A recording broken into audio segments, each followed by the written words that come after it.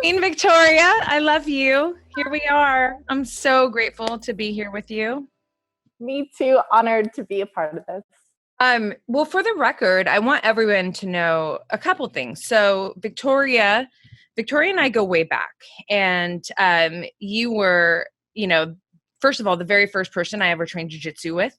Woo! I literally remember the day like it was this morning, doing a trap and roll with you in October, and like literally changed my life forever. And no one forgets the first person who mounts on them. Good point. Nope. I know. I got lucky with you.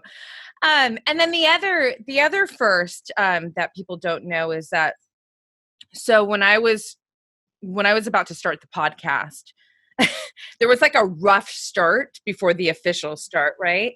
Yeah. And I can visualize and feel that moment just like it was this morning too, where, we're sitting in my living room on the floor, and I had this, program that I don't even use now. It's, it's so different. And I remember being so nervous because it's a form of public speaking, and it's not, what I was doing up to this point, and you were so rad.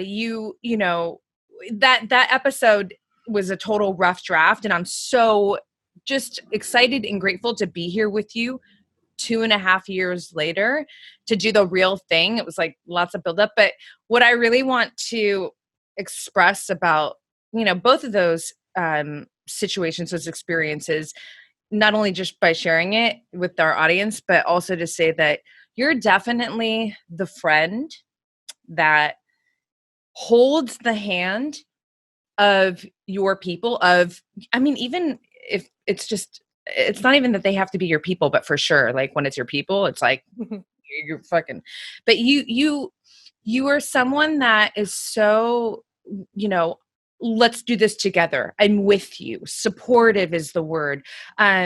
Confidence boosting, it makes me emotional. Now we're talking about tears. Don't do it yet. Not yet. My mascara is right. No, but it's so meaningful to me because, it's like everybody needs a friend like Victoria, I'm a confident woman. We know that, but that doesn't mean I'm confident in every situation. I certainly wasn't confident trying to, speak for the first time on this podcast, and you were just right there with me. So I love you. And I'm really excited to dive into you and all the beautiful pieces that make you Queen Victoria.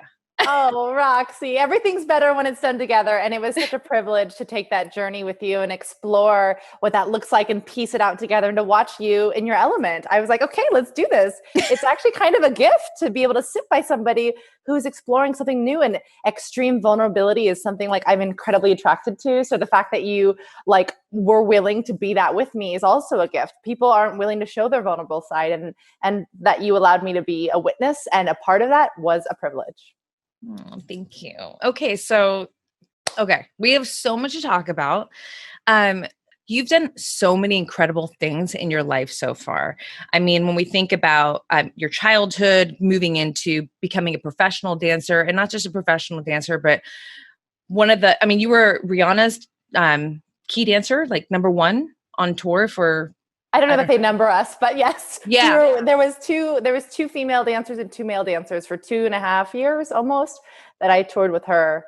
So it was definitely a very small number of dancers for a large experience. I'm thinking of makeup. In makeup, you have the client has their first artist and then they have their second. So that's where my mind went. But yeah, top level, you're an author. You've written 2 books.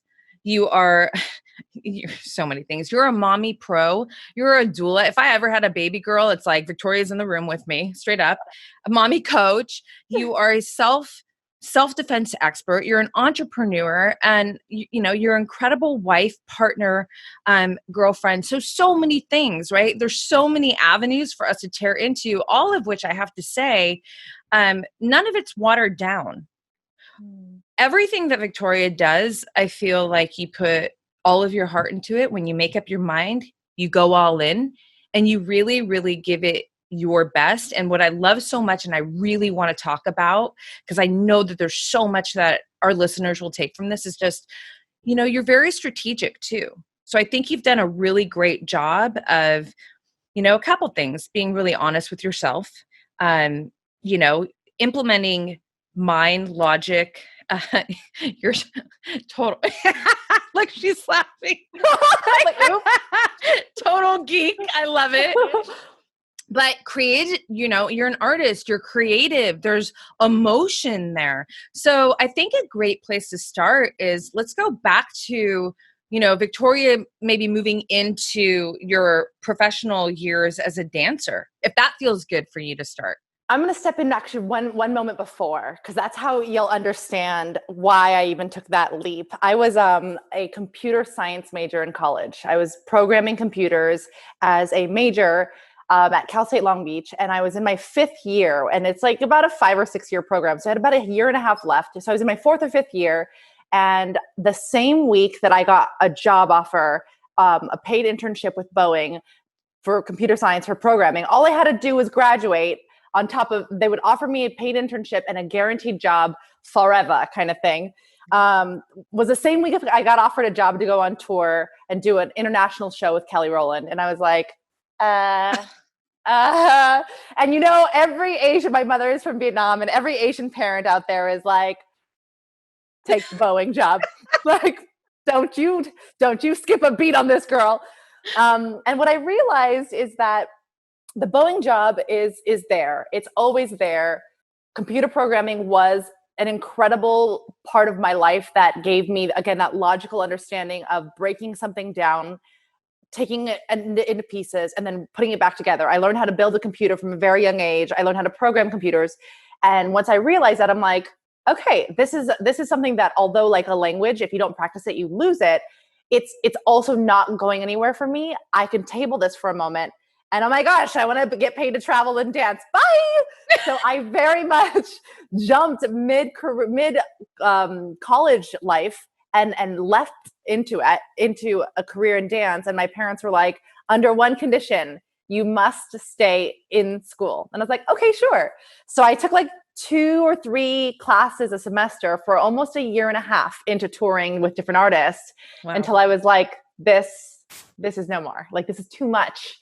Being on the road and trying to be a professional dancer and, still honing my skill in that world, introducing myself into a new world while maintaining a school like foundation, it was very difficult. So I ended up stopping. And that was like an Asian mom's, difficulty. And my stepdad, he was such a pivotal person in my computer science career because he worked for NASA at JPL here in Pasadena. And he was like, listen, graduate. And again, we'll get you any job you want, because I know people who could at least look at your resume. And I was like, sure. So when I stopped and I didn't, he was also like, wait, what? So both of my parents, engineers, like Northrop Grumman and NASA, were like, go this way. And I was like, see you later, which was hard. It's hard to go against our parents' wishes.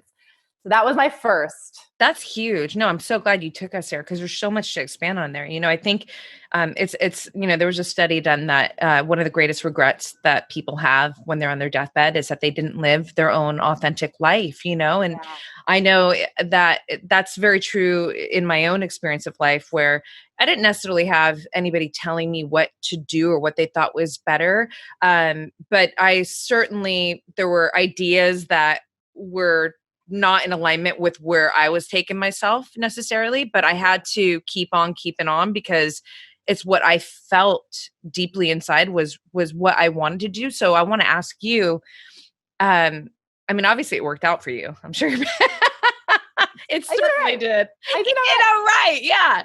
But how did you, the mindset in that moment for you, how did you get around that? Because I know there are so many women. I know women listening to this right now, they struggle with that independence and moving against, others' opinions. And it's more difficult when it's your family, when it's people that you love. Like, we value their opinions more than, anybody almost, right? Yeah. Except maybe yourself. So that's a really great question. I think when I really consider, how do I go against not only people that I care about and I love and I want to show up for in a way that makes them proud and me proud, and also, societally we're taught that also gains connectivity if you do what your parents want you to do. how I kind of sideswiped it is I did both for a while. And I think that's something that is not as easy for everyone to do. For me to have stayed in school for a year, at least a year, and still be on tour and maintaining those units, I was close to like having no sleep on a regular basis. So I deteriorated a little bit of my life source for a small moment to ensure that where I was going to step was worth the jump. And so sometimes people are like, well, I'm going to give up my day job and I'm going to go all in one. That's beautiful. And you can do that. And that's not wrong. But when you talk about my strategic ideas, it's that I built a footing. I went into that world. I went on the first audition, booked it. Second audition, booked it. Third, fourth, fifth. And I was like, what am I doing? I can do this. So then I started building such a repertoire there that when I did drop this was flowing like an open faucet. And that is, again, not always a luxury that we can have.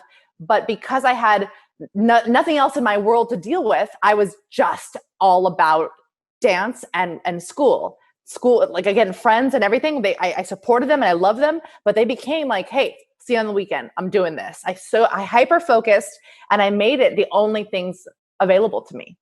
I love that. That's very smart. And like you said, it's strategically sound. I have had this conversation that when you feel safer, it allows you to take bigger risks, right? Yes. Yeah. Yes. And that's all it was for me. It was like, it's like, you know what I mean about, okay, when you jump on rocks, if you were to just jump on the rock and jump light enough, you can jump off of it. But if you commit to that rock, you could slip. So you have to, if you're going to go fast, you'll have to go really light. But if you're going to like stomp and like carry even weight on you, then you have to make sure that the rock is strong. And so what I did was, okay, this is something I'm going to commit to. So I'm going to make sure the rock is strong. If I was just going to fly through it and just like come in and out of it, I would have gone a little lighter and not committed as much. But because I knew I wanted to be there, once I knew it was safe, I'm like, I'm going all in. I'm doing it. Forget school right now because school isn't going anywhere. And I have to give some credit to some of my friends in the industry who also told me that. They said, Victoria, the industry is not going anywhere, but neither is school. Your youth is going somewhere. Your physicality is a deteriorating possibility, like by 70, 80, or whatever age you choose to deteriorate it at. Yeah. But whatever that is, like that is your instrument. So we'll use it to its maximum potential right now. And I knew that if you were a computer science programmer in anywhere, I could do that at 70. And I wouldn't be going for it at 70. So no, that's a great point. What would you say to someone who doesn't have that luxury and maybe they got to make a fast, hard decision? And what would you do if you didn't have that luxury and you had to make a fast, hard decision at this point in your life? What would you do? Would you like meditate on it? What would you do? Yeah. So I think the first thing I would have to come to a lot of acceptance. Okay. I'm accepting this decision first. Because if I don't accept, then I will go into resentment. I will go into regret. So once I accept it, I go, okay, once I've accepted, then all mountains move to get the goal. And I think acceptance is first accepting that I'm not even happy where I'm at. And that's why I'm entering a new space. And most people are like, but, and they cling to so many different things that they can't make the jump. And if you jump and you still hold on to the past place, you're going to fall in the middle. Your rope ends. Yeah. So I would let go quicker. I would commit deeper. And I would try to be as strategic and network as much as possible. Because if you go and you have people who know what they're doing on the new side, people who are willing to support you and connect with you and make introductions for you, that is how any industry, I don't care what anybody says, people care about connections and people over business any day.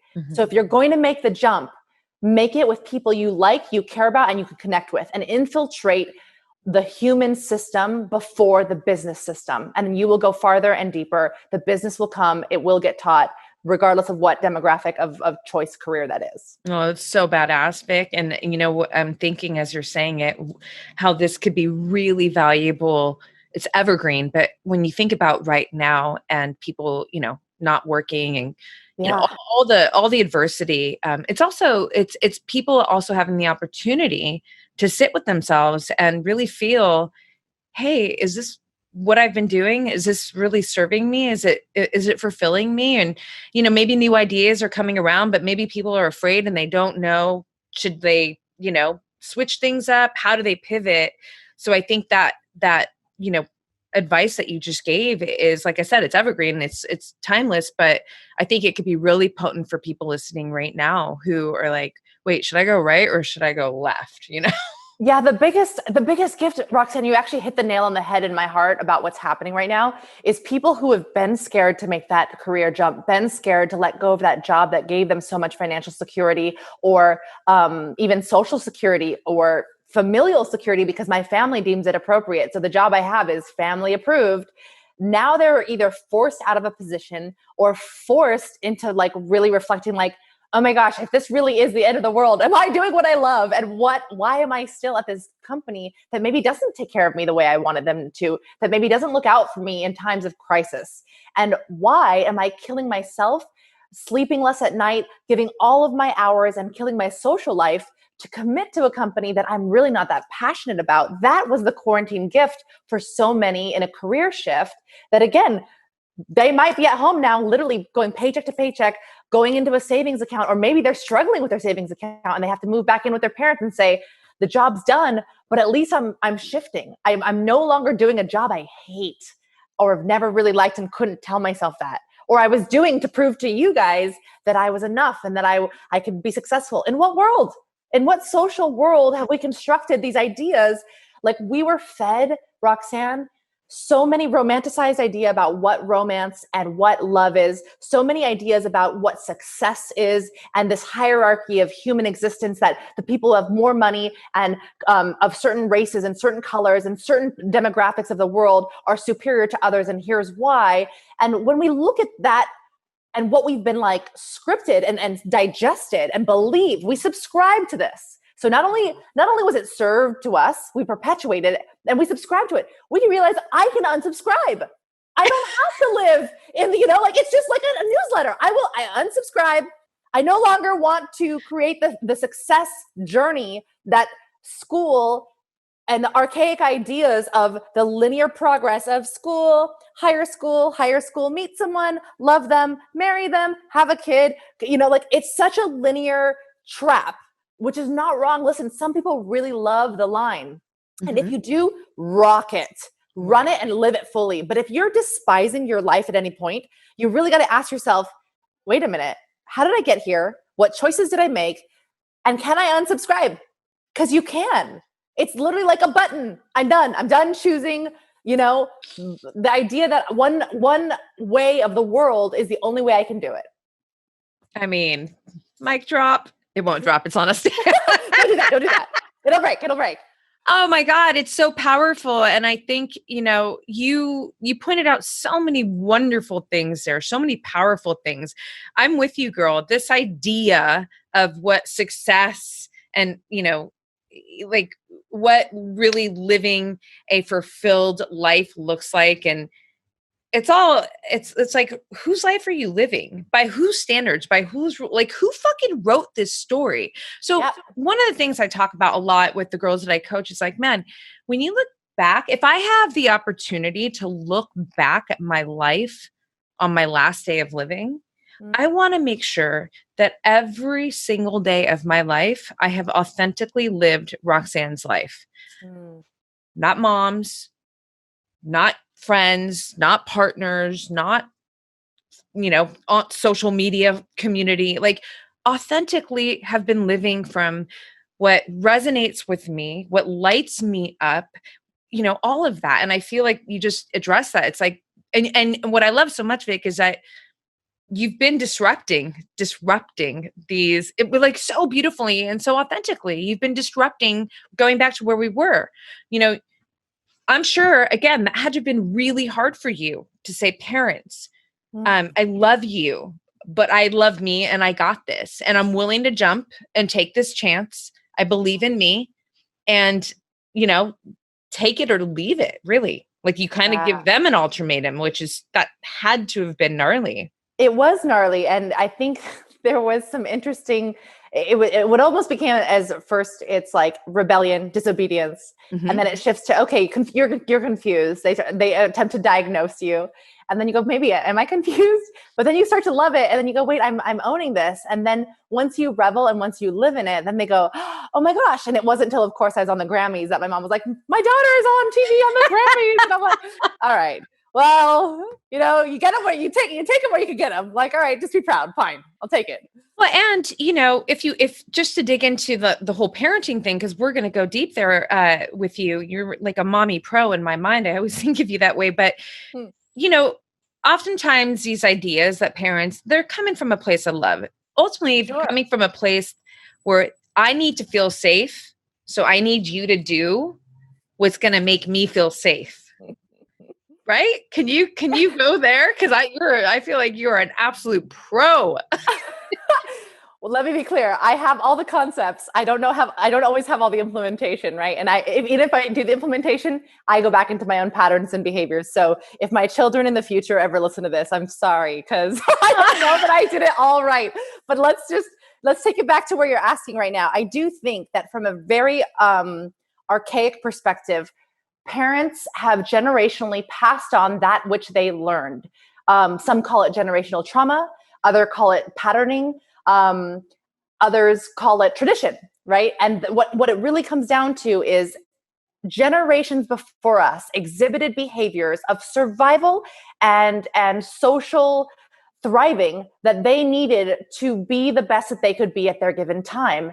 And their time is different than 20 years later, when is usually when they have children, right? So every 20 years, as they start to have new, heirs, mm-hmm. a different set of programming evolves from that. And the child can either get the parents, I'm not going to do what my parents did to me, or I'm going to do everything my parents said because it worked, or I'm in confused state and I'm doing everything I don't know, I'm not sure. And those are that's my really simplified general spectrum. But these parents pass on, again, with the best intentions, things that they think will help their child, generally coming from a place of control. So if I can control the child's life, thinking, the intake of information, of food, of ideas, then I will curate the most perfect life for my child. Mm. And again, I've done it. I've seen it. I've married it. Like all of around, we are all trying the best we can with the indoctrinated ideas that our predecessors have given us. That being said, it's difficult for a child to learn beyond indoctrination if they are constantly engulfed in indoctrination. So my whole goal is to offer them guidelines and boundaries, and for them to explore and truly fail forward in as much as possible. Do I know a lot of ways that work? Yes, but I know ways that work for Victoria. Mm-hmm. Valen and Vema are two hugely different species and creatures in a new environment that I wasn't raised with Instagram. I wasn't raised with Netflix. They are coming in at a very different mental capacity and technology exposure than I ever was. So for me to pretend that I could be like, nope, this is bad for you. Here's why. I don't know this. We don't know the 20, 40 year time span of what's actually being done right now. So I'm not going to pretend I do. What I can say is I know how it makes me feel. And at my 30 something years old age, I feel like I need to limit this for you. And that's what I feel is fair. And my daughter's like, but why? But why? And I'm like, because you're 7 and my job is to protect you. So I reason with her. But again, like you said, we're coming from a really genuinely wanting to help place. But that does sometimes come out as control, which is sometimes also coercion, manipulation. Do what I say, eat this lollipop, and to go to the bathroom. And it's like, I'm sure their poop will find their way to a hole. Like, I'm like, we don't need to do all that. But who am I to tell people how to do their parenting, you know? Well, I love it. You have such a growth mindset. And I think you and Hidon both, I mean, your girls are incredible. You guys have done an incredible job at supporting their independence. You know, they're so, and they're so young but they're so emotionally mature already. They're so emotionally, even I would say independent. Like it's this idea of, And I know if I ever had a kid, it would be this way too. It's like, I want to teach you how to learn. It's not that I want to teach you these things so then you adopt them and now this is what you own. It's like, it's more of the formula to learning, and then you apply and you figure out what makes sense with you and resonates with you. And I feel like, going back to what you were just saying about being, guiding, I think you guys do a really good job at that. And the fact that you question even, or that you're aware that, you might not even be doing it to necessarily, I don't want to say like the best of you're just open to the idea that it's not like you've nailed it. Yeah. Yeah, you're just doing the best you can with what you know, but you keep an open mind, and your, idea is just like, we're here to learn from you. We're here to help you learn how to learn on your own, and really, form a deep level of independence. And I mean, yeah, you guys are, it's amazing. You're doing Right. And well, there's two things I want to say on that. First, it's not about if I'm going to F up my kids. It's that I'm going to F up my kids. Just how? What kind of therapy will they need in the future? Not the emotional one, because I'm handling that. But they're going to have some therapy on some other stuff. I'm going to have to. It's like, we know as parents, we're not fully equipped with the resource guide of how to handle each child separately and uniquely. But on a separate note, I will say that is something that I work really hard to do. Is I really help them go, how do you feel about that? Why do you want to do that? Are you making that choice because you think that's going to make me happy? Or like when they get overwhelmed, I recognize that children under the age, I mean, like their prefrontal cortex is not even really built until like significantly later in life. So I'm sitting there, and there's this theory of like, I'll let you borrow mine. I'll sit with you and show you how to take deep breaths, how to walk through this. Wow, you're having big feelings. This is what it feels like when you're feeling jealous. Oh, this is what it feels like when you're feeling overwhelmed. I told my daughter the other day, I'm like, she's like, Mom, can we just put stuff away? I don't really like it when things are everywhere. And I go, it sounds like you're getting anxiety over the fact that things are cluttered. She goes, is that what it's called? I'm like, yeah, it's called anxiety. So the sooner I can normalize these behaviors of like, those feelings equal this name, you can name it. And once you name it, you can have a good relationship with it. Like, don't let anxiety run you, dear. Know that like, if you like things tidy, then you could be purposeful in living that beautiful life. And knowing that when people aren't as respectful of this tidy behavior that you enjoy, how can you find your calm and your peace within that? And so I sit with that. And again, Rox, I take the time. I have the time. I'm a homeschooling mom. I'm giving my kids all the hours of my life to allow this for them while still trying to nurture my own. But that is kind of like the difficulty with, I know this kind of parenting for a lot of people is that there's only so many hours in the day, and these kids are having meltdowns and they're wanting certain things. So to really go slow and be like, this is called anxiety. When you see stuff all over the room, and it makes you feel overwhelmed or feelings like you can't sit still and it's making you uncomfortable, this can be interpreted as anxiety. And one way we can, handle this is taking deep breaths. And I just walk her through, again, a bunch of different things. And she's like, that's not helping. Okay, then let's try something different. So really giving them the tools at a young age so that she doesn't need me to do this for her when she's 13 or 18 or 26, No, I mean, the word that's just flashing through my mind is you are empowering your girls. You're empowering them. You're giving, like you said, you're giving them the tools. You're helping them understand. It's not, you're not telling them what to think. You're showing them how to think on their own. You're allowing them to not be overwhelmed by emotion, but to actually understand it. Right. I always like fear. If we think of fear is so overwhelming, but if you actually put fear in a chair and you kind of like objectify fear, right? A little bit like you're an object, it can help you feel more level to handle fear. But when things feel overwhelming because you don't understand, it feels out of control.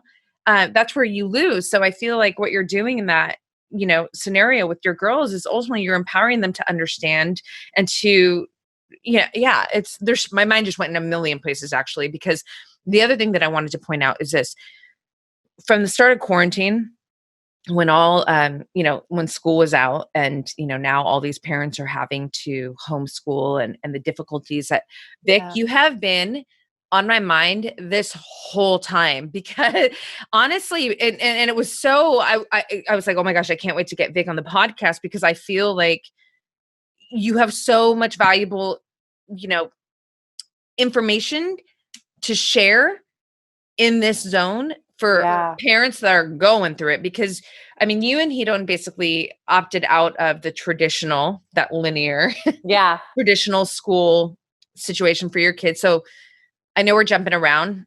It's always how I roll. But can we go there for a little bit and talk about how you so we looked at, first of all, I had an amazing linear school experience. So this is not coming from someone who's like, well, I had a rough high school, I didn't like it, so it's not for me. It actually was glorious. I did really well in school. I had a great GPA. I had active involvement. I was in every kind of from basketball to cheerleading to drama, sports, student body. I was a part of everything. I really enjoyed my school experience. And as I grew into this mother and did more research into the kind of child I wanted to bring into the world, I said, wow, I don't really get to choose how my child learns. Oh, that's interesting. And if I'm not choosing how they learn, and yet I stick them in a system that will only teach one way, am I doing a child a service? And I said, well, yes, because I was given service to learn this specific way of, again, the linear way, and I thrived in it. But what if my child doesn't? So I didn't say, I'm not going to do school. School's out of the picture. I said, I'm going to wait to choose once I start to learn my children more. So I remained with the idea of homeschooling first because I wanted to figure out, what does my child love? How do they learn? And how can I expand their abilities to learn first in the home environment before they even get to school? So what does my child love? My child loves to be active. She's a physical girl, at least my older one, right? And she learns things through storytelling. She loves stories. She intakes information through storytelling. So things that are fact-based, just regurgitation of information, would not land hard for her. And in a school environment, in traditional school systems, they try to hit on every kind when possible, and because they're all important. But if information is actually wanted to be given to her and I can expand that for her, I'm going to start here first and then spread it out to the ways that she learns in other ways. So I started learning how my kids learn first. Then I started to find out information and ways and things I wanted them to be exposed to. And through gradual exposure, I exposed them to ideas, things from languages. I started sign language at a very young age so I could communicate with them. So of course that means I had to learn it first. Mm-hmm. I learned Portuguese when I met my husband so that I could speak to them in a second language. I expanded with the idea, if my kid loves princesses, okay, we're going to do math on the basis of princesses so that the intrigue on what I'm doing is not just some mathematical 2, 5, 1. I'll say there's 2 princesses and there's 2 other girls who want to play. How many princesses want to play total? So you use something that they're already interested in to kind of bridge them into an idea, which is my favorite subject, which is math. And I really bring them into something that they wouldn't have otherwise been like, I don't want to learn the number 2. But you'll learn the number 2 as a byproduct of your princesses having 2 friends and 2 friends. So you know what I mean? You want to know, or if you start going into food, I'm a foodie, I'm like, okay, if I only have 5 pieces of pizza, how can this be fair for 3 of us to each have a piece? And so then you start to work through, this is a pie, this is a mathematics, you start to expand through different ideas of schooling in things that they already enjoy with their family. We're at dinner and there's 5 slices and there's 4 of us. How do we divide? And again, she's 5, 6, 7. These are my girls that I'm just you're playing with them at home, and in play they learn. And it's Albert Einstein say, play is the highest form of education. It just truly is, that we as adults even like to learn by play. No one wants to just sit there and memorize words over and over and over and over again, and facts and figures. How do they apply to my life? The minute you show a child how it applies to their life, they're hungry for more. So as they start to get older now, there's of course many options in the homeschool curriculums and ideas. I'm a really big and keen on this idea of Inspire. Inspire is a charter school that is government funded. That means the government will pay you money to homeschool your child. That means the government will give you thousands of dollars a year for computer supplies, all these different like field trips that they could be taken, and you put them towards a charter school, and the charter school checks in with you once a month and goes, how is your child doing? Everything going okay? Do you need any help or suggestions or progression? Can I talk to them? They check in with you. So you can really have a non-heavy-handed approach to supporting your child into learning. And my goal is not to become this professional teacher. My goal is, again, to teach my children how to learn for themselves and sit by them and go, where are you struggling?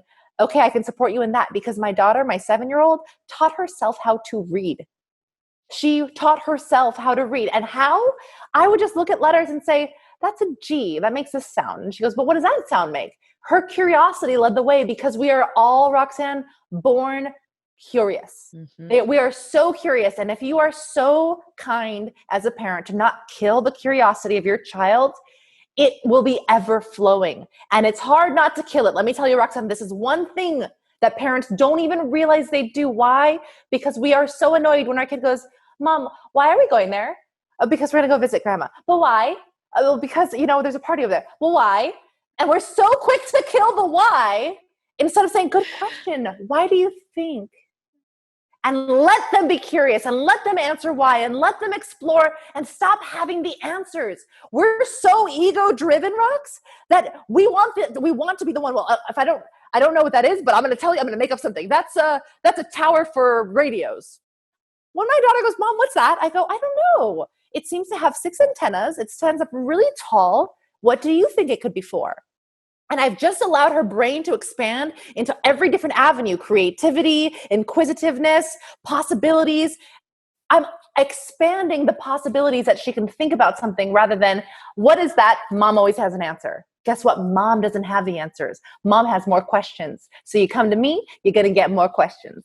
And that's kind of the difference in my homeschooling approach, is I offer more inquisitiveness, but I'm also like really, I've done a lot of research on what kind of homeschooling I want to do. I want to be able to go off the grid and just teach my kids anywhere off the grid, and then come right back and then seamlessly move into any traditional linear space, because she'll pop in and be like, what is this? Oh, got it. Which you guys have done. I mean, that's incredible. That process. Yeah. Well, I mean, listen, you guys have traveled the world with your kids. Your kids have traveled more than the average American, legitimately. Yeah, legit. Your process is so powerful. It's literally coaching, self-development. I am such a fan of questions. Yeah. I've, over 20 years of writing in my home. Questions. Yeah. When it's all about digging deeper and not just settling on some answer, or just like you said, the ego trying to have an answer. When I'm coaching a client, I will take you deeper. It's like peeling the onion. But like you said, it's that curiosity and allowing more possibilities. So one of my favorite words is possibilitarian. You're literally grooming your girls to be possibilitarians. And, when you think about not only how powerful that is for life, because we live in uncertainty, there's uncertainty and possibility are literally, I feel like it's like, interchangeable words, right? Yeah. But when you look at uncertainty, it feels daunting. It feels like, oh my gosh, it's like, what's going to happen next? And it can feel so scary because you don't feel like you have control. But if you approached it from the perspective of, there's so many things possible right now, when nothing is certain, anything is possible. There's actually a quote like that. Now you're looking at this unknown from a place of curiosity, from a place of eagerness to discover. Yeah. So I'm just saying that to expand all the amazing, your approach basically to homeschooling your kids. And it's more than just homeschooling. It's literally how you're parenting your children, Yeah. But I think it's really refreshing, Vic, because, and it obviously takes a lot of energy. It does, and that actually pivots me in a direction I want to go.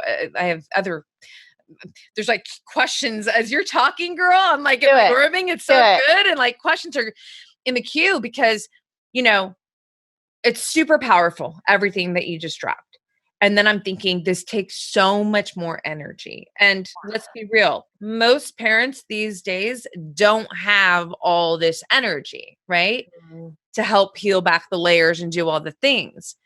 And then comes, well, a lot of the struggle is I don't even have time for myself to take care of myself. So on the one hand, we have, I'm going to use you as an example, Victoria, I'm calling you super mom because you are. And then we have Queen Victoria, who needs to honor her independence and her self-care. And I want to talk about that too, because what does that look like? So I'm going to take us back and then pull us right back where we were. When I think about Victoria as pro dancer, I'm very fortunate to have known you like from back then, and all the way through, right? And how that pivot of just like going from being this high level performer, traveling around the world, like crazy, beautiful, incredible life.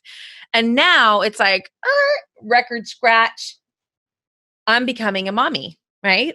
And then everything that comes with that, which is so gnarly, the mindset, all the emotional pivots, all of that, pulling us right back where we were. Like Victoria does, Victoria went all in on being super mom. But what about that Queen Victoria, that independent Victoria, that, Okay. Yeah. I hear you. Let me be honest here, because I think it does no one a service to imagine me going from finding my niche in a dance world, becoming a very lucrative and regularly working dancer, owning my space, living through my space. And then when I became pregnant, I read every book possible, both on birth and early childhood development. I looked at it as like my job as a mom to research not just how to have the child, because I did 2 home births. So I wanted to have a child a specific way, and also how to ensure that I could raise this child with grace, with care. And what I found, Roxanne, is that every book that I read contradicted each other. So I said, this is a problem. If everything that you're reading is contradicting something else that you could be reading, that means every parent has a different book in their hand, and they're all doing things that may not resonate well with them. So I'm glad I read all the books, because then I just sat back in my heart and I said, what feels good for me? What feels sustainable? Has, the greatest amount of impact in the ways that I want, which is long-term connection with my child and a growth mentality, not just authoritarian control, how to get your child to do what you want. And what has like a really big compassion-filled approach, because I don't think anyone moves in this world by pushing them to a point where they're angry, by instilling fear into them. I think everyone grows best under the light and brightness of compassion. And once I looked at that, I said, okay, this is the parent I want to be. I researched everything possible, but then I gave birth. And let me tell you, the minute I gave birth, the minute the child came out of my body, Victoria, the queen as I knew her at that time, died. I mean, there was a holy death. I had to just sit with it. And I have no idea where she went. But she died, and she died a long and slow death, because I was like, I know her. I have her. I'm grasping. It's like I couldn't let go of her. In my hand, I gripped to her as much as possible, even though on my other side, an entire new woman was born. And if I would have just let this go, maybe I could have welcomed this new woman. But I couldn't, Roxanne. So I went through darkness. And I'm telling you that my postpartum days were the most anxiety-filled, the most dark and difficult moments. I didn't know who I was, where I was going. Every ounce of trauma that I had from a child to like a young adult stage that I have was coming up with every cry that my daughter had. Every cry was a trigger to, what was that thing? Why am I not doing enough? I'm not being enough. I'm not perfect enough. I'm not enough. It brought up every scared possibility that existed in this Victoria transition, that I couldn't let her fully die, so she couldn't fully be born. And if you get stuck in that middle, I call that like the middle where postpartum lingers. And it's so dark, Roxanne. And it can be so lonely because you actually don't know you're there. And you think that because you're surrounded by people, you should be happy. Everyone's like, oh, nothing matters as long as you have a healthy baby. And I'm like, bitch, no, I'm a mess. Like, my baby is healthy and alive, but I am not. Something is going on in my mind. And I didn't know. I really didn't know until I remember the day I went to my friend Goose's house and I laid on her bed and she looked at me. I hadn't showered in days and I needed to sleep for what looked like forever. And she was like, will you just go take a shower and take a nap? And as I started to fall asleep, I could tell she was like, we need to get you help. And that was the day I called my therapist. And that was the day that I realized, like, oh my gosh, I have tons of childhood stuff that was just not dealt with, Roxanne. And that's all this is. Motherhood opens up the childhood wound in you because you have to graduate her to let this other like ethereal mother come out and say, I got this. But then the child in you was like, but I don't got this. And so then you have to look at it and go, do I mother the baby or do I mother me? And this is where the confusion happens. We're all taught to mother the newborn. The newborn will handle itself. You've got a partner if you're lucky to help. You've got community if you're lucky, support system. And if not, you've got either a breast to offer or formula. That's all a new baby needs. Changing of diapers and that. Milk.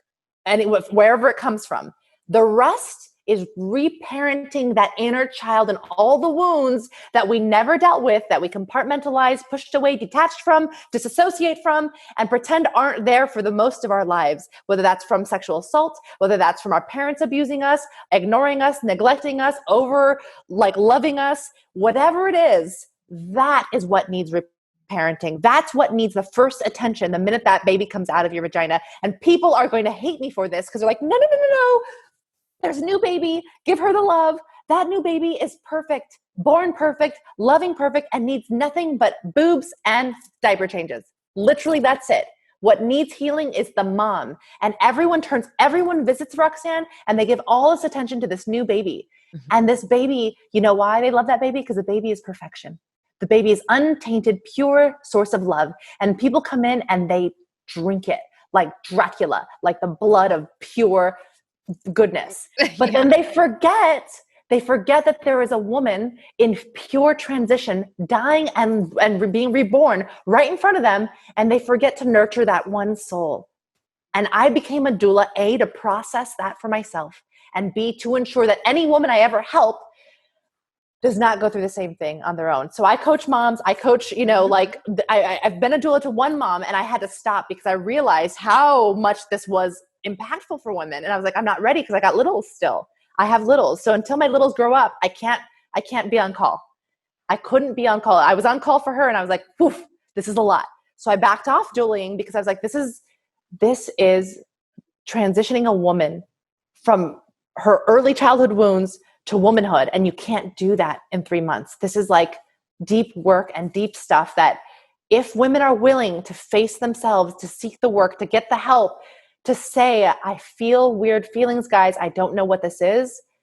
Maybe the transition to motherhood could be a more, I don't want to say growth, because growth is used as more very like harmonious and fluid. No, I think it's such powerful points that you bring up. And honestly, you're speaking and I'm thinking about mommy friends that I have, and I can be like, yeah, I can see that, so it's really powerful, Vic. And it's perfect because my kind of mama, like, this is where the inspiration came from, right? Yeah. Practice. I mean, it's a self-inquiry. It's you paying attention. It's you. Pain is such an incredible catalyst for growth, right? Like, you had to experience that pain, be really honest with yourself, and then take the steps to move yourself out of it. That brought you, that did a lot of things for you, from your coaching, writing books for children. Yeah. I mean, there's so many things but one thing I want to add to that is when you say, they only need milk and they don't. Leading by example is huge. It's huge for you. It's huge for me, right? And granted, your newborn is not, like able to comprehend what or are they? Or great point. Who fucking knows? We don't know. Great point. Which furthers where I wanted to go. When I think about you nurturing this transition of a woman, I mean, what are you ultimately doing? You're loving her. You're loving yourself. And so really, when we think about it, that is loving your child too. You can't love, this is like, we know this universally. If you don't love yourself, but you're trying to call love into your life, or you're trying to give, like it doesn't, there's a glitch in the system. It's not legit. But when you call it like a pipe, if you're gonna try to turn a pipe only one way, it doesn't always work because it's not bending. The pipe flows and it flows everywhere if you let it flow. But if you're like, no, block this and just only go to my kid, only to my kid. It's like, no, let it flow everywhere. Let it flow to you. Let it flow out of you. Let it become part of you. Let you be the pipe. Keep it flowing. I love it. Yeah, we can't siphon it. We can't siphon it in a different way because it will explode inwards, right? When you try to plug the pipe and only put a little funnel just to the kid, just to different spaces, you blow up, you implode.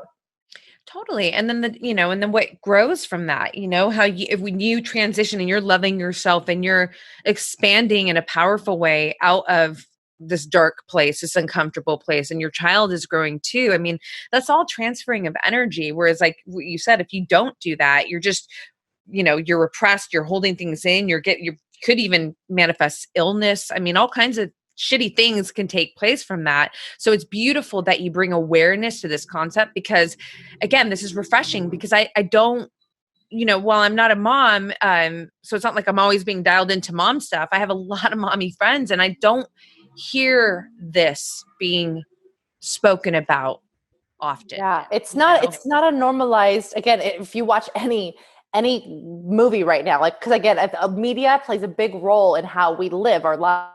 And they always say, what came first, the media or the life, right? Which one is in impacting the other? And I think right now we are on the receiving end, a very big receiving end, where children and people are watching rom-coms and thinking that's how their relationship should be. They're watching family movies and they're idealizing, well, that's what a perfect family portrait looks like. That's what family dinners look like. And they're emulating, from Instagram to movies to films, they're emulating those lifestyles. But what's not being portrayed in any of these is even healthy love relationships aren't being portrayed in films. It's always some unweird chase, not chase, jealous, I feel this thing, which I get it. They're wanting to normalize behaviors, but give me also something to work towards. How do I work through my jealousy and weird behavior so that I can have that healthy relationship? How do I cultivate a healthy sense of self as a mother in this movie about moms? They normalize all the difficulties of what it's like to be a mom and the kids crying at night. Yes, but how do I persevere through that? How do I push and create a community? Show me how to cultivate women who can support me in parenting how I want and not necessarily how everyone says I should. How can we diversify the types of parenting that exist on the screens so that I can be impacted with new ideas and ways to approach my children without having to spank them or teach them that, you must share because sharing is what we do. And it's like, adults don't share. What are you talking about? Do you share your car with your neighbors? Oh, I want to borrow your car. Excuse me, I don't know you. Like, what are you talking about? We force this at a park with kids we don't know. We say, share your toys, honey. We're all here to play together. Are you kidding me? We go to a beach and we're like, you're on my towel, bro. There's no sharing my towel with people at a beach, but yet you want your children to share toys at the park? It's foreign to really connect the dots of what we do as adults to children. The things that we impose on them do not compute. And once we stand back and really ask, why do I force sharing for my kids? Why do I force them to hug grandma and grandpa? I was just thinking that. Like, why do I force hugs on people they might feel uncomfortable around? I'm literally saying your body and your choices matter. Can we talk about this? Because literally, Vic, I was, when you guys, when your little girls were just, they're still little girls, but I remember that so powerfully that, you guys were very clear on, we're not doing this whole thing of like, oh, Roxy's here, so hug Roxy. It's like, even though Roxy's family, but it's like, no. If they don't want to hug, they're not hugging. Yeah. That was so badass. And it really will pull us into self-confidence. Yes. Self-defense, women empowerment. So I would love for you to just tease that apart a bit, because that's huge. Parents are always doing that shit, man. And what does it teach? And if you think about it as an adult, like you said, it's foreign. I'm not fucking hugging someone I don't want to hug just because you walk in the room to make you feel more comfortable.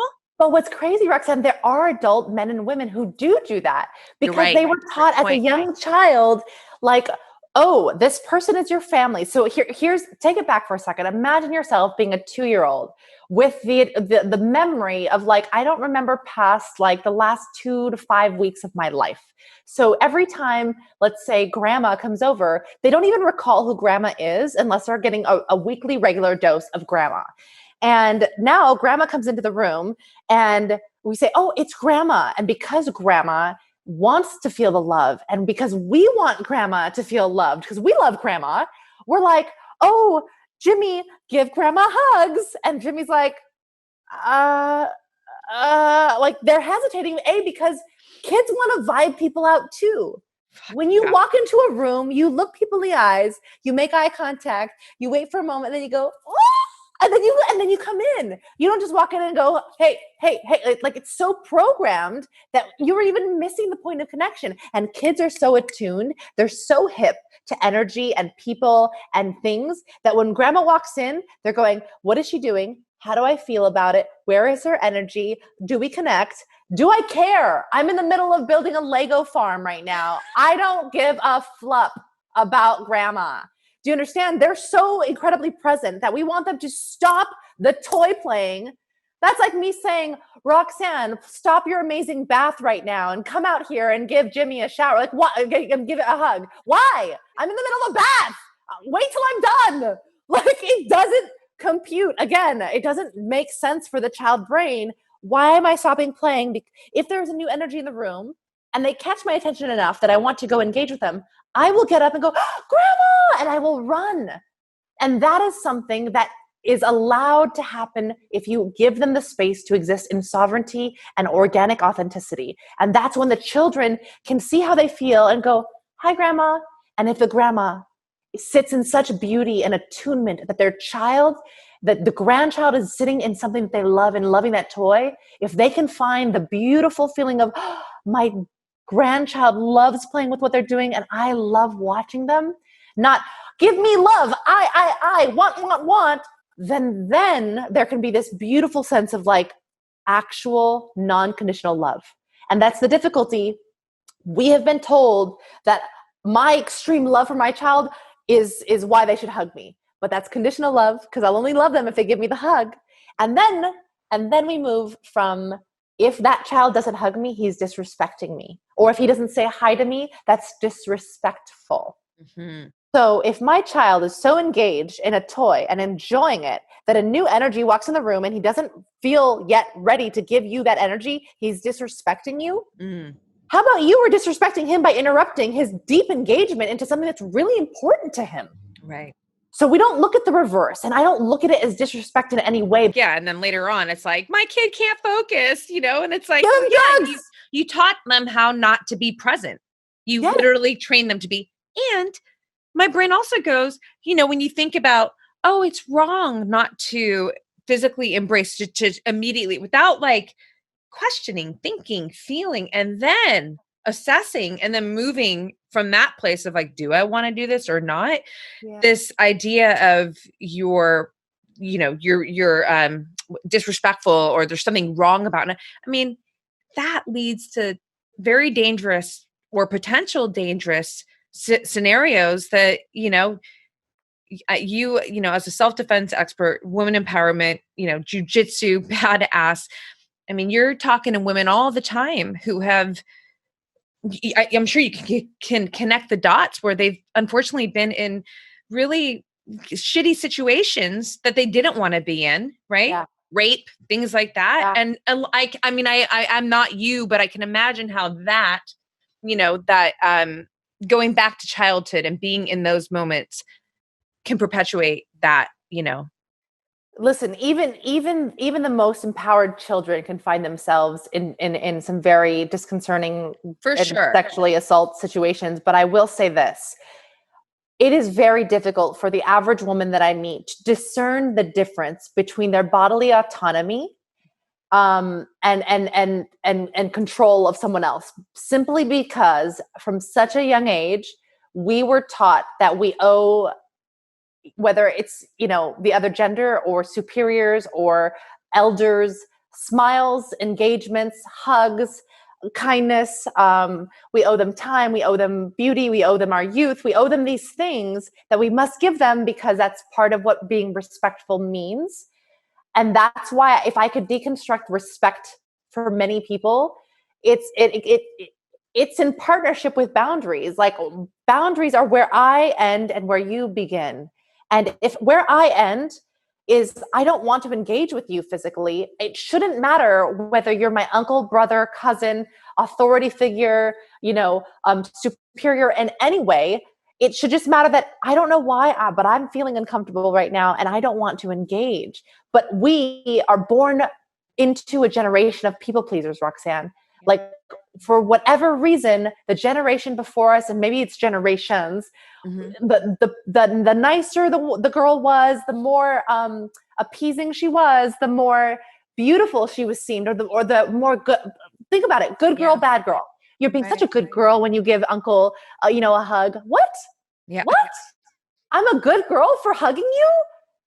No. How about, wow, thank you for gifting me with such affection. Instead of giving appreciation and gratitude for the giving of your intimate affection as a child, which is a hug, we're told that we're good girls. Yeah. Go sit on uncle's lap and be a good girl. Speak to him nicely. Be a good girl. Like, we've been personified and labeled to literally try to attain this precise prestige of perfectionism and beauty and well-spoken, like, pageantry. Think about what we've done in America. Like, I've got friends who were former Miss USAs, and when I hear about their experiences as these Miss USAs, I'm like, look, what? Like, what? How are we? It's a pageantry, right? We are giving them a pedestal for their beauty, for their physicality, for speaking in a particular way. And we do that to girls the minute that they're born. And I'm not saying we don't do this to boys. And the discussion on toxic masculinity can go on for hours with me. Call me, have fun with me if anyone wants to chat about this. Let me tell you, the patriarchy is real and I'm willing to be a part of its deconstruction. But when it comes to little girls, we are literally sitting with this idea of indoctrinating them into being the you're a good girl, and the better you are, then the more money you'll have, the better you'll be loved. It's like everything will be handed to you if you're just a good girl. I'm sorry, I'm done. Like, I tell my girls all the time, I don't care what you do, I will love you. I don't care what happens, I will love you. But I have to love me first. And I look at them and I said, I can't love you if I don't love me. And then so my daughter goes, well, mom, keep loving you. And I'm like, I'm trying. Like, Diva, I am. I was taught to make other people happy. And she goes, well, make you happy and then we can make us happy. And I'm like, that's right. Like, that's right. But nobody taught me that. I had to learn that late. And so it's the first lesson that I teach my kids. They always say, Mommy, who do you love the most? And I say, me. I gotta love me. And I'm not saying that from a place of narcissism, because you have to be. It's a cautious line though, Roxanne, because narcissists are like 1 in 25 people now. Statistics say. So I tell her, I go, what everyone's idea of love is so different. When I say love me, I just mean I have to give myself compassion, forgiveness, healthy food, healthy thoughts, healthy emotions, physical health. I break down what I need to do for me first. And listen, I'm not always amazing at this. I fuck it up a lot, but I'm telling my kids what I'm trying to do this. I'm willing to be here. And when they cry for me and they're yearning for me, and I literally say, gosh, I really want to be there for you, but I've got to make sure I'm there for me first. And they go, oh, and I go, yep, that means you got to be there for you first. And then she'll go, I don't know how to do that. I go, you can watch me. This is what I do. And then I model the behavior that is this. And then, even when it comes to cops, Roxanne, like my daughter's always like, but Mom, if we do that, won't we get pulled over and get a ticket? And I said, that ticket's worth it. Like certain tickets are worth getting in trouble. I teach my kids, I'm not that parent that's like, don't do that, I'm going to get in trouble. Trouble for what? What does trouble even mean? There's always compassion in this household. We don't do timeouts. We do time ins. If you want to know more about those, I could break that down too. But I don't believe that you can pause on life and just like shut them out. I think that they need love. They need compassion. And anyone who's ever made a mistake was not healed by silence and, neglect. It doesn't work. It's so, Vic, this is such good shit, man. It's so supportive. I know to so many, not just mothers, but women in general. There's so many powerful pieces that you're sharing here. When I'm listening to you talk about the things that you need to uphold for yourself, the words that come to my mind are personal standards. You have to have, whatever your standards are, they are, but you want to live to them. You want to make sure that you're honoring your standards. And in that, I think there's boundaries, right? Yeah. And I love that you demonstrate to your girls, it's leading by example. Nothing is more impactful. Nothing will resonate more than the person who's actually walking their talk, right?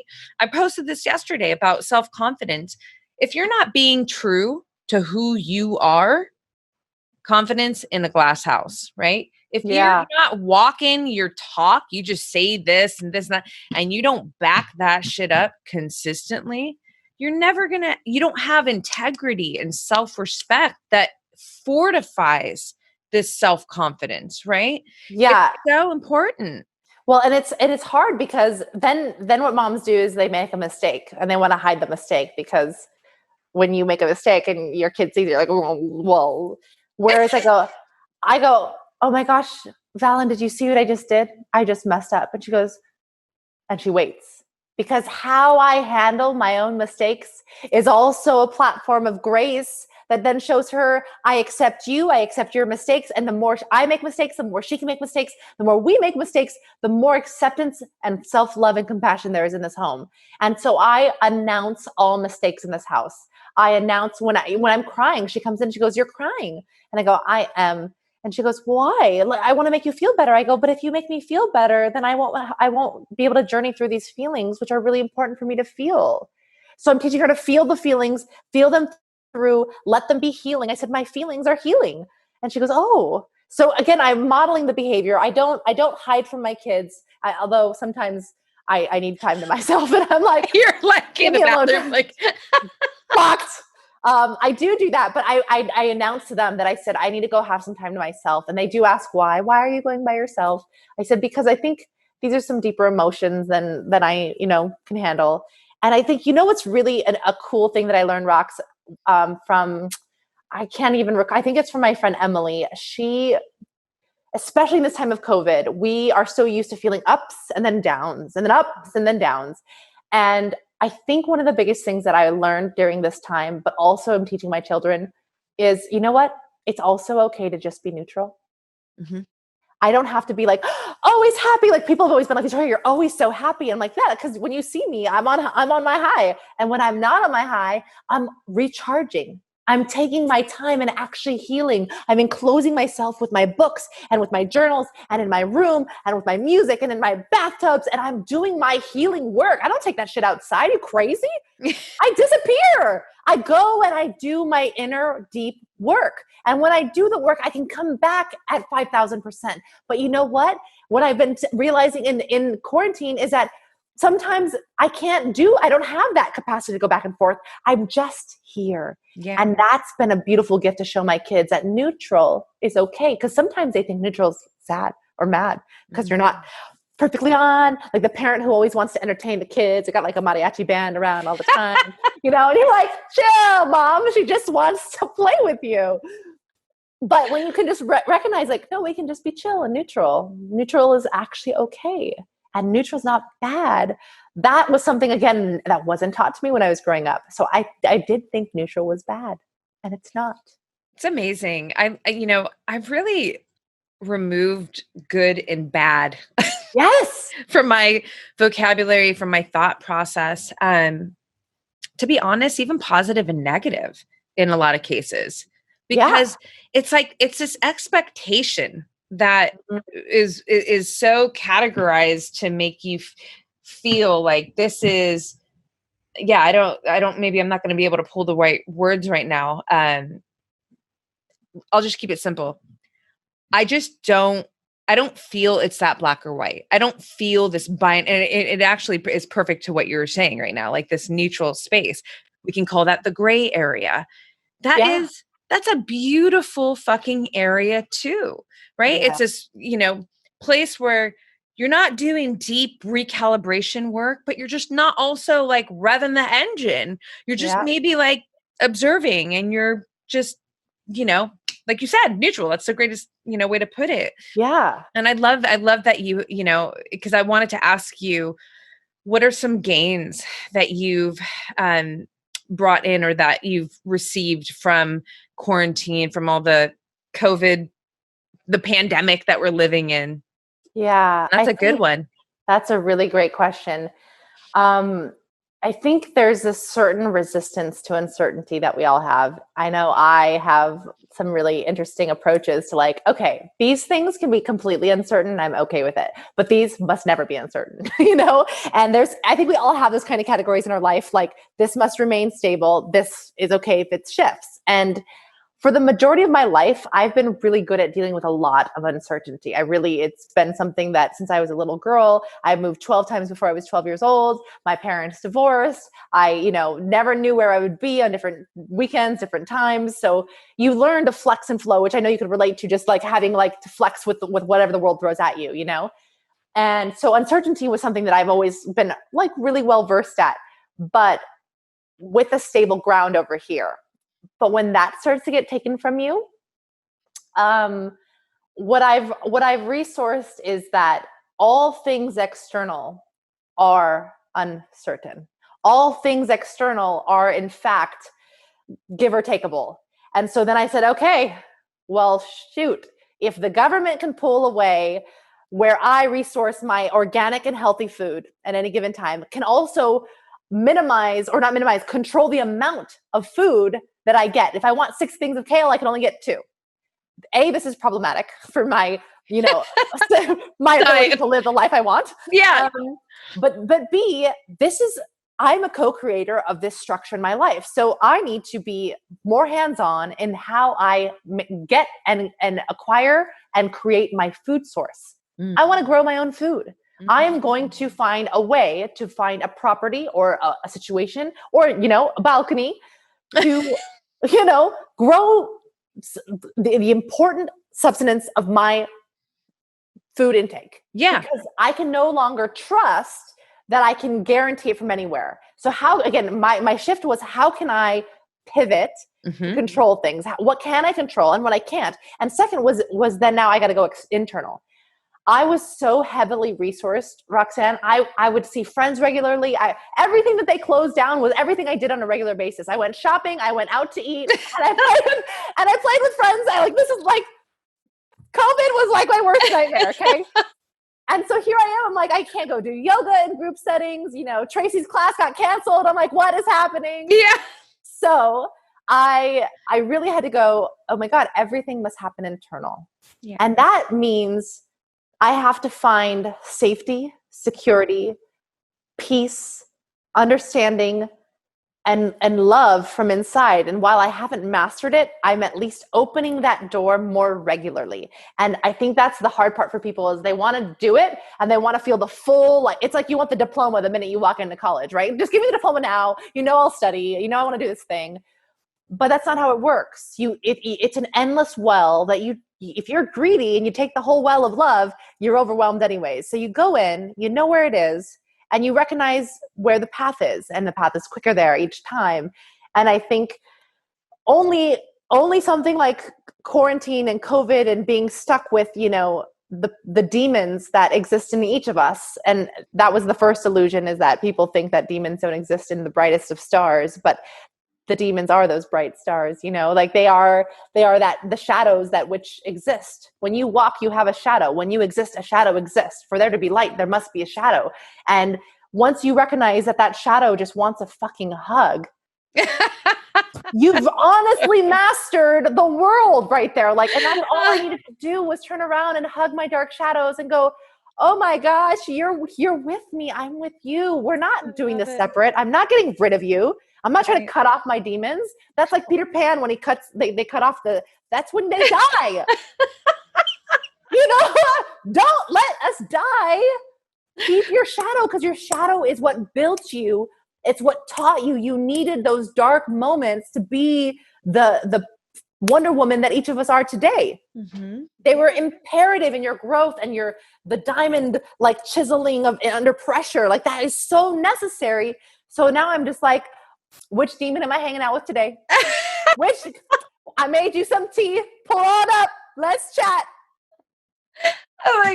It's so perfect. I love that, Vic, so much. There's so many pieces again right there you just dropped on us. But yeah, I always say like, there's no handouts to badassery. You got to dig. This is where seek the fight comes from for me. The fight is the challenge that is standing guard at your growth, at your inner growth, at your life growth. But you can't be afraid to be put on your knees. You can't be afraid to feel the discomfort, to feel the pain. You need to fucking move towards that shit, embrace it, learn from the situation, get the fuck back up, throw your own punch and keep going, right? There's value there. I can't think of one hero in a movie that wasn't fighting and moving through challenge, whether it was internal and external or even just external, whatever. Like, I don't know that story of, oh my God, that's a badass hero. No, every hero we know or we've seen in a movie has had to fight battles. And so when you say like, it's embracing these kind of dark, the shadows, the hard, and then also the other piece that I love so much, and this is something I talk about all the time on the podcast, man, anything outside is a variable that can change. Like anybody, even if you want to look at it from, oh, I have the most incredible partnership. They can die. I've literally used that example. It's not the person left and the person was nope. The person, unfortunately, tragic. And if you instilled all of your worth, all of your, your value, if it was instilled based on what this person made you feel and what, you're fucked, because you don't even know how to love yourself. You don't even know your value. I mean, that's just one example, but if we think about, and to go back to the food piece, the kale, I can literally see kale growing in your balcony. I'm going to be walking there next week. But, when you think about, if you, I have businesses. I mean, you guys know this. It's like, oh, doors have to shut. Okay. Well, that's gnarly, right? A lot of people don't, it's like, that's their business. That's all they know. It's all they're used to. Some people, I know this is the case with you guys, have been able to pivot and to, there's actually a lot of great things that have come from this for you guys too. Like just, taking everything online and now, and the outreach, how much more, Gracie University and Women Empowerment, all of it, that you're able to reach through this. I mean, really, it's like, to put a bow on that piece, it's like, man, there's always a gain that could be made in adversity, in challenge. It's just, it's like, where are you looking, right? And are you open to receiving that?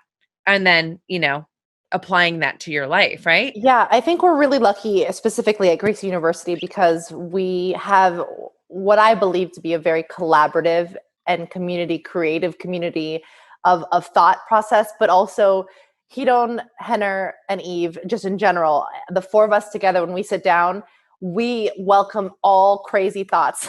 We welcome all ways to pivot, and we discuss them, and we outsource, and we reach out, and we talk to people, and we're just, again, curious kids, inquisitive kids, willing to come back and then plan and try and try and try.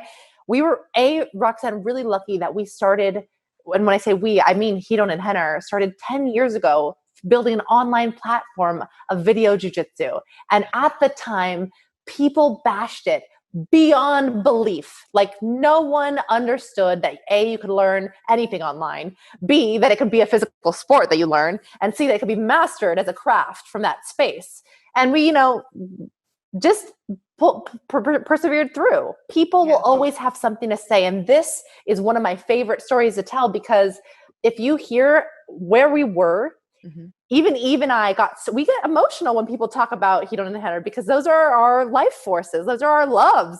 And when they talk badly about the fact that they were doing what we thought to be such a giving service, like they're spending hours of their day to offer up tons of knowledge to people to access from anywhere in the world, and for it to have had such a negative start in a huge subsection of the jiu-jitsu community, not all of it, but a very big one.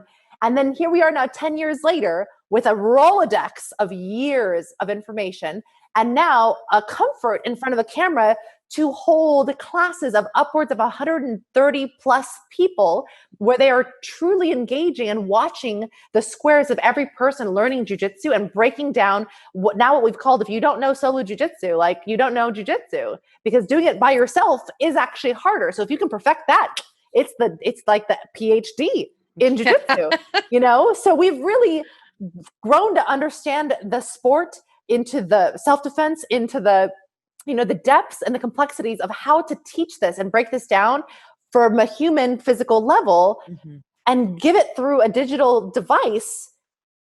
That's where these guys are just on another level. It's another level. And Eve has been an instrumental person in really pivoting the front desk staff and all of our brick and mortar into this new world, because anyone who has a business that's brick and mortar during quarantine, Roxanne, knows that every care in the world of going through, the safety of what that looks like, and the government mandates that are coming through on a regular basis, and how to properly take care of your employees.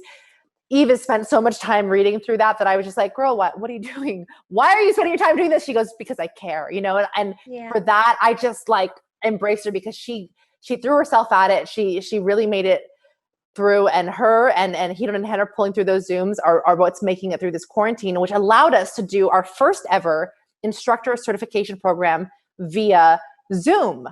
And again, these are normally things that we meet in person for, have 150 to 180 people in-house, that we were like, how can we do this now? Obviously, when no one can travel, no one can come here, but we still want to certify instructors to be able to teach this program. And so we did it via Zoom, and we have no idea how it turned out so well, but we just pivoted. We learned Zoom, we mastered Zoom, and figured out every capability, read up on all the things. We were doing PowerPoint presentations via Zoom. We did a musical skit number. We did great breakout rooms. We did chat engagements. We did everything possible to make it as a real engaged thing as possible, because everybody, that over 100 people that were there with us, were also just wanting engagement and the knowledge as well. So when you say pivot, you're limited by nothing in this world but your own capacity. And I've limited myself. Let me be clear. I even have limited myself. So know that if you're doing that, forgive yourself, and then know there's actually no limit. There's no limit to what I can do. I just have to be resourceful and creative and willing to try something different. And that's what we kept doing, and pivoting. And Zoom was a gift. Zoom, I was lucky to have been using Zoom for the last year. Just by happenstance. With some other businesses. So then when Zoom became the thing to use, I was just like, guys, I know about this. Here, let's try this. And I just, offered it and helped them moderate. And they were like, okay. And Henry's a quick learner. He's like, I got this. I'm like, perfect. So once you hand it off to that guy, he takes it and he puts 5 BMWs on it. And you're like, how did that happen? He's brilliant. Yeah. It's just fantastic. He's great. Oh, that's amazing. That's so badass. Oh man. I'm really proud of the Gracie team for doing what they did, Roxanne. I think I know that people are struggling with this, and I know people want in-person everything. And, people have complained oh, we were really hoping to do it in person. And I'm like, dude, me too. But we honor the government mandates. We honor, the restrictions that people are giving us because they're the law. And we don't want to. We are where we are. Yeah. So we can't. Yeah. Yeah, that's the thing. It's like you find your way around it. You don't just keep pushing up against the rock. And I mean, what is that going to do? You know, and in that finding around, oftentimes there's gains to come from that. Things that you would never have right? I mean, we would never do ICP in full person alone now. The interactions that we got via Zoom were so beautiful that we were like, if anything, we're going to do a hybrid. If anything, like it was a gift. Yeah. Quarantine, I think, has been like, even now in Hermosa is on a really low level. They've created all this outdoor eating space. You've seen. Right. Yeah. And I'm like, we live in California where it's literally sunny 98.9% of the days. Why have we not had outdoor seating? It only took up 5 parking spots. 5 people can walk a block further. Right. No, it's so true. And now we're outdoor eating. It's so true. Pivot. The podcast went video. I wanted the podcast to be video for so long, girl. And before Zoom, it was like, okay, I have to have the camera, I have to have the production, because it was always in person for me doing podcasts. And now I'm just like, well, actually, I really love, I mean, because, it's nice when you're sitting, there's a different connection when you're in person, but I feel like when you get into Zoom, like when you get really dialed into Zoom, it kind of could be, it's not the exact same thing, but I certainly don't feel disconnected from you right now. No. I mean, it's crazy. I mean, yeah, that's, I'm proud of you guys. I miss training jujitsu. All of us. So much. Yeah. It's like, fuck, man. I miss it so much. And I'm so looking forward to when it's safe to do it again, when we can do it. But in the meantime, it's just, it's like you keep it moving. Yes. And that's what you guys are doing so well. It's amazing. That's what we've just been trying to do with everything in jiu-jitsu. And I don't know that, we ever want to stop that. We're just saying, how can we improve? How can we improve? And that's the growth mindset that I think all of us have, whether that was from seeds of trauma of wanting to be of perfectionism or of seeds of beauty and growth. One may never know. Yeah. But the idea is like, how can we improve? How can we be better? How can we make it better next time? And part of that is don't fix what's not broken. Right. And expand towards places that, we need to expand to. Don't keep reinventing a wheel, I love it. Yes. Okay, Mama, listen, I got, there's a couple things I like to do with all of my guests before I get you out of here. But before I even go there, do you have any final thoughts? Is there something that you wish people would ask you more of that you don't get asked? Is there anything in that territory? We've talked about a lot of things. You're incredible. We will certainly do more podcasts together. But if there's anything at the top of your heart, I'm here for it. Oh, I would say I was wondering. The thing that I feel people don't ask each other enough is, how do you feel inside? People ask so much like, hey, how's your day going? It's very, all this surface level stuff is what I call it. And when I deep connect with people, and there's not many people I don't deep connect with, I only go deep. That's all I really know. Yep.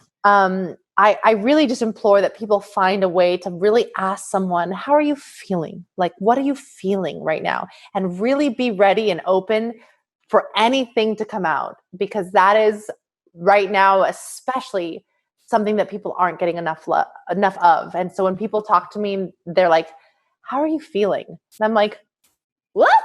It's like, I'm like, who are you? Hi, welcome to the world. Okay. I love that. I remember one time I went over to Even Henner's and Henner was like, how are you? I'm like, I'm good. And he's like, no, but how are you? Yeah. And it was like that second opt-in that because I feel like it's the most fucking underrated question, especially when you're strong. I'm strong. I'm the girl, I'm the friend who's like, got this, right? Not from an ego place, but it's just how I move through my life, right? Independent. Yeah. But man, I love when I get asked, like, how are you? No, but really, like, are you good? But that, or not even good, but like, how do you feel? I love how you frame it. How do you feel? How do you feel? And that's what's interesting that you say that, because the strongest women need the greatest inquisitions, because they're least likely to show vulnerability when they don't need to. Mm. And that is when they need people to lean in the most. Like I am, and that, and even my partner, and he's like, everything's good. You good? You good? We just stay right here. And I'm like, I'm going to need you to dig deeper. Like there is just that depth that I need from him that would really satiate me more when people ask the depth question, I love it. You know what? And it makes me think, sometimes it's like just quick texting. it's just a way that but I'm so conscious of this that I don't like to write this out this way, but it does come out. It's like, are you good? First of all, I don't like that because it's like, I'm pushing you to have to be good if you're not in a way, right? Right. Yeah. It's like, it's just this deep thinking shit that you're into and that I'm into. I mean, listen, I still write it sometimes because it's just, I don't know, but just, I love that you bring this up because it's just planting in the listeners' minds. It's just taking that extra step, to really ask like, how are you feeling? Yeah. And not put a good or bad on it or fucking high or low, but it's like, and it really shows genuine concern, like care. Correct. And that is really, it's the most important thing that if anyone could ask anyone, not just me, but anyone in your life, that's what I would offer. Okay. Amazing. Okay. So I've got a magic wand question that I ask all my people. Oh my. The magic wand. So Victoria has a magic wand and she could instill one habit that will have the largest positive ripple effect in an individual's life to the masses. What would that be? A magic wand habit.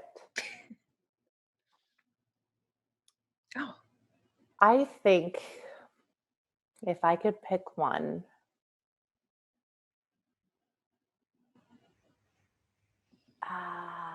I'm torn between two. Hold on.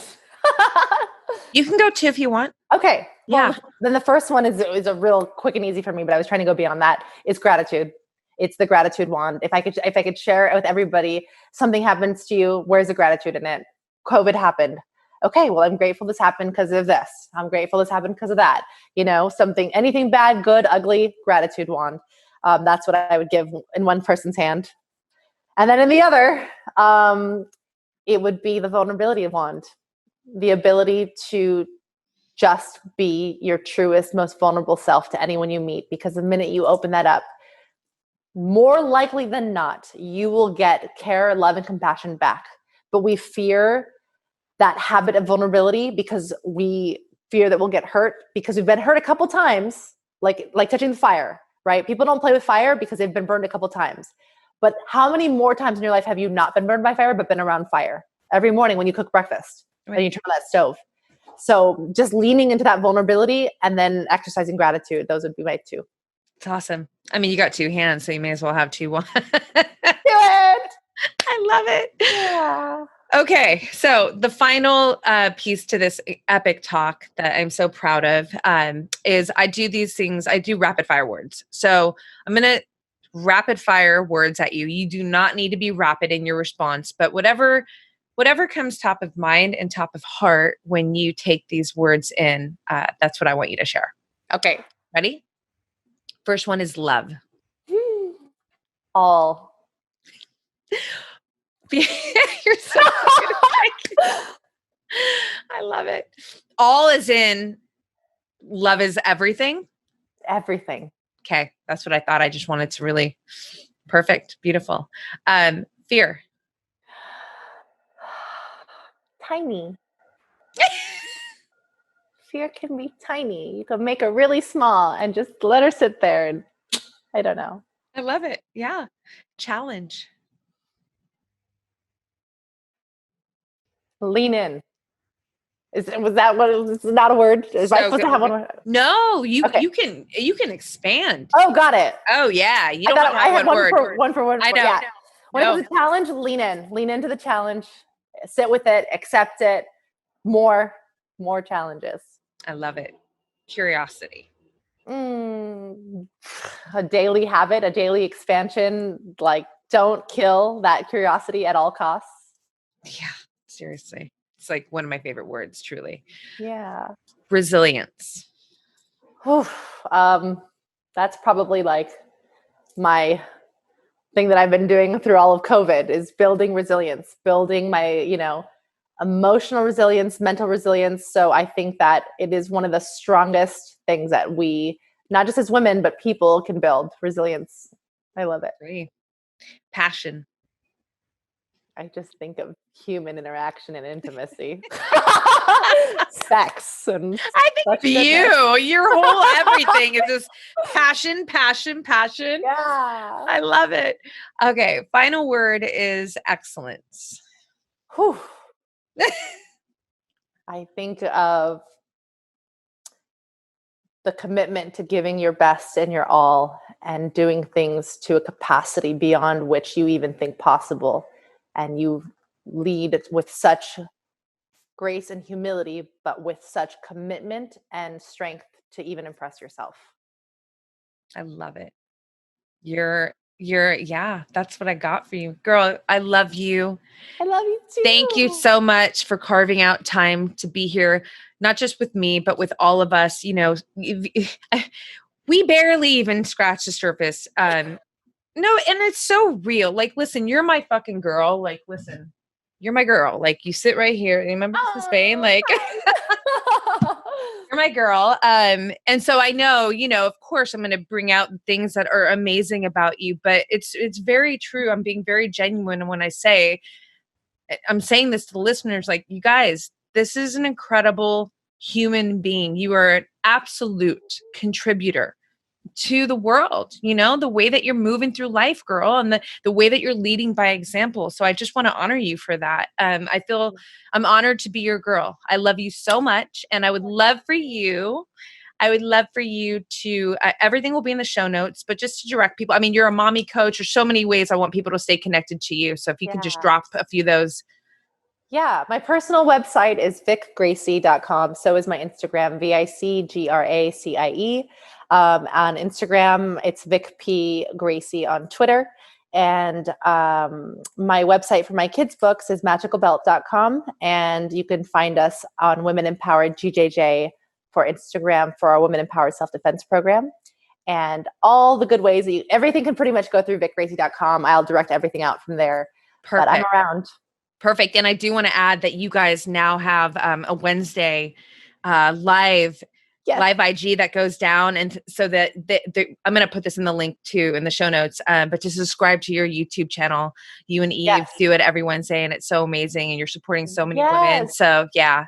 I'm going to mention that. So we created a YouTube channel based off our self-defense program that's both healing and empowering for women. We talk about all the things that we are all challenging and ways that we overcome them. And we invite people to obviously give us their things that they've struggled through or basically succeeded with. And so we are just exploring all of this on every Wednesday at noon on our YouTube page. Please subscribe and join us. Yeah. And I just want to add, I love that it's just this, like, every week, it's like you're moving through life you're meeting everyone where they are. So it's not this like, oh, this classroom and the scripted. It's like, you're, like, and I think that that's so valuable, because listen, hour by hour, shit is just changing. And so, it's a beautiful service, like it's an offering to these women to just show up, meet them where they are, support them emotionally. I mean, there's always an element of like, teaching them some skills. So I just want to add that too, because I think it's badass, man. Yeah. Many times our topic is brought up literally the night before. We're like, let's just do this because that's what's happening in real life. Anxiety. Let's go. So we did a whole thing on how to manage anxiety because everyone was having anxiety. That's we did it. Amazing. All right, Mama. I love you. You guys tune into Vic. See you on the next one. Mwah. Ciao.